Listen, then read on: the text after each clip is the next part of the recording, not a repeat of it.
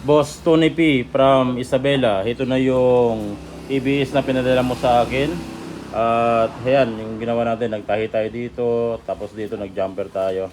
Tapos nagpalit tayo ng tatlong resistor. Kasi meron kang error 33, tsaka error 31.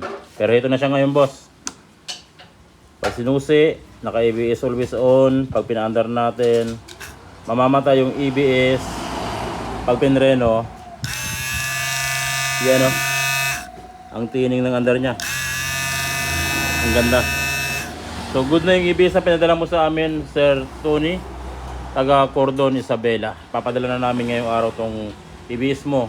Tapos din naman mga katropa, NMAX version 1. Ang problema ng motor ni boss ay EBS din. Naka always on indicator siya, pero matagalan nilang napabayaan yung kanyang EBS. Kaya ang nangyari, ito yung kanyang bolt. Sunog na. Alaos na. Ayan o. Sunog. So pag ganito mga katropa, bypass na mangyayari or bibili ng bagong bolt. So may nabibili naman mga bagong bolt mga katropa. Pinakamura ay 5,500 to 7,000 nata. Benta nila ng bolt. So pwede kayong bumili kung sakaling sunog na yung EBS nyo. Meron naman mabibilihan na bagong bolt.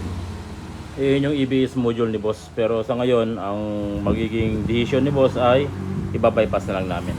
So sayang, siguro almost 6 months na daw na naka-on yung EBS niya. Ngayon nung wala ng speedometer ay pinapagawa na nila.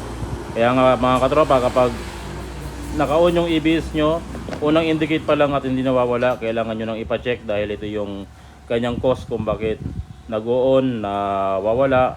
Yung kanyang indicator ay pinapasukan ng fluid. Ayan o, tignan nyo yung kamay ko. Marami siyang fluid. So sa fluid na yan, nagkakaroon siya ng grounded. Kaya pag pinabayaan natin, lalong nalala yung grounded at mauwi pa sa burn ng ating bolt. Hindi na mahahabol, kundi gagastos na lang siya ng medyo masakit-sakit na gastos. So ito na boss Tony, yung EBS mo. Na-repair na natin. Yan o, nag-jumper tayo. Isang jumper lang dyan. Jumper dito sa kabila rin. At all goods na. May speedometer na. At gumagana na.